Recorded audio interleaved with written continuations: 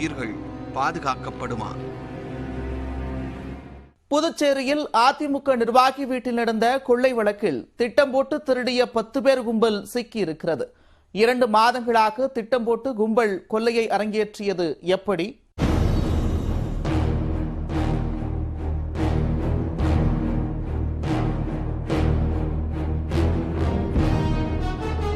அதிமுக பிரமுகரிடம் வட்டிக்கு கடன் வாங்கி வந்த பழக்கடைக்காரர் கொடுத்த தகவலின் பேரில் கொள்ளை கும்பல் திருட்டை அரங்கேற்றியுள்ளது.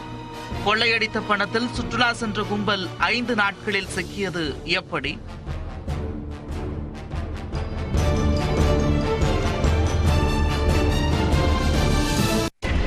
புதுச்சேரி மாநில அதிமுக நிர்வாகியாக இருப்பவர் 58 வயதான கருணாநிதி. இவர் புதுவையில் மதுபான கடை, இறால் பண்ணை உள்ளிட்ட பல்வேறு தொழில்களை செய்து வருகிறார். இவருக்கு வெங்கடாநகர் 6வது குறுக்கு தெருவில் 2 தளங்களை கொண்ட வீடு இருக்கிறது. இந்நிலையில் இவரது வீட்டிற்கு இரவு 3 பேர் கொண்ட கும்பல் ஒன்று வந்திருக்கிறது.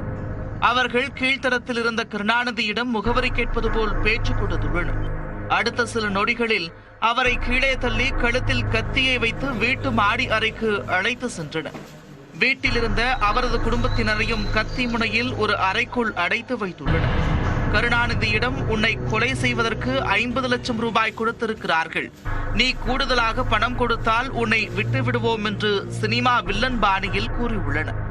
அதற்கு அவர், நான் பணம் கொடுக்கிறேன், நீங்கள் என்னை விட்டுவிடுங்கள் என கூறியுள்ளார்.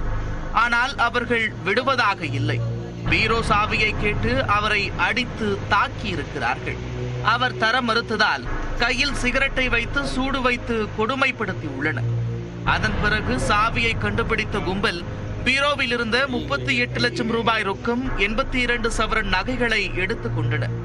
வீட்டிலிருந்த சிசிடிவி கேமராக்களை ஒன்றன் பின் ஒன்றாக அடித்து உடைத்துவிட்டு தப்பிச் சென்றுள்ளனர்.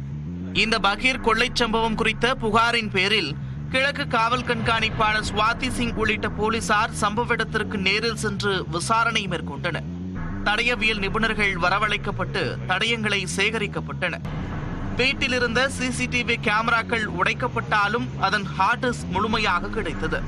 அதில் பதிவான காட்சிகளை ஆய்வு செய்ததில் ஏற்கனவே குற்ற வழக்கில் தொடர்புடைய கிருஷ்ணகுமார் என்பவரின் முகம் அதில் பதிவாகியிருந்தது தெரிய வந்தது. விசாரணையில் கொள்ளை கும்பலுக்கு மூளையாக செயல்பட்ட கிருஷ்ணகுமார் திட்டம் தீட்டி 10 பேர் கும்பலுடன் சேர்ந்து கொள்ளையை அரங்கேற்றிய தகவல் கிடைத்தது. தனிப்படை போலீசார் நடத்திய தேடுதல் வேட்டையில் பல்வேறு இடங்களில் பதுங்கியிருந்த கொள்ளையர்கள் கிருஷ்ணகுமார், வெற்றிவேல், மார்க்கெட் கார்த்தி, மெக்கானிக் கார்த்தி, சையத் ரியாஸ், ஆனந்த், ஸ்டாலின், முகமது ஆஷிக் அலி, ஜான்மணி ஆகிய 10 பேர் அடுத்தடுத்து கைது செய்யப்பட்டனர். பிடிபட்டவர்களிடம் நடத்தப்பட்ட விசாரணையில் கொள்ளையை 2 மாதங்களாக திட்டம் தீட்டி எப்படி அரங்கேற்றினார்கள் என்ற அதிர்ச்சி தகவல் தெரிய வந்தது. சில மாதங்களுக்கு முன்பு தட்டாஞ்சாவடி தொழிற்பேட்டை அருகே மருந்து நிறுவன மேலாளரை வழிமறித்து பணம் கொள்ளையடித்த வழக்கில் கொள்ளை கும்பலின் தலைவன் கிருஷ்ணகுமார் கைதானார். அதன் பிறகு 1 மாதம் முன்ஜாமீனில் வெளிவந்த கிருஷ்ணகுமார் அடுத்த கொள்ளைக்கு தயாரானார். தனது கூட்டாளிகளுக்கு விருந்து வைத்து அடுத்து எங்கு கொள்ளையடிப்பது என்பது குறித்து கேட்டுள்ளார்.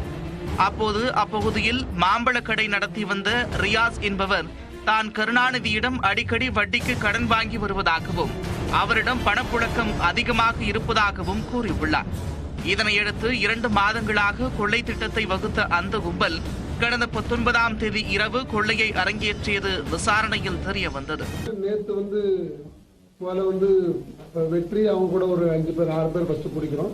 அவங்களுடைய கன்ஃபெஷன்ல கிருஷ்ணகுமார் அவர் தான் இதுக்கு மூளையாக செயல்பட்டவர். அவர் ஏற்கனவே 3 மர்டர் கேஸ் இருக்கு, அதெல்லாம் 15 கேஸ் இருக்கு. ஸோ அவர் ராத்திரி கோட்டத்தில் பிடிக்கிறோம். அப்போ அவர் பிடிக்கும் போது தப்பிக்க முயற்சிக்கும் போது கீழே குதிக்கிறாரு. அப்போ கையில் அவருக்கு அடிப்படுது. அதுக்கப்புறம் முன்னூறு 3 பேர் பிடிக்கிறோம். ஸ்டாலின், முகமது அண்ட் ஜான்லாம் பிடிக்கிறோம். ஸோ இவங்ககிட்ட இவங்களோட கன்ஃபெஷன் பேசிஸில் இது வரைக்கும் 14 லட்சம் பணம், 6 cellphone, gold rings, silver rings, gold chain, Indica car, அவங்க அப்பன்ஸ் யூஸ் பண்ண கத்தி எல்லாத்தையும் ரெக்கவர் பண்ணியிருக்கோம். பணத்தை கொள்ளையடித்தவுடன் 10 பேரும் 3 குழுக்களாக பிரிந்து கொடைக்கானல், ஊட்டி, ஏற்காடு என சுற்றுலா சென்று கொண்டாடி இருக்கின்றனர்.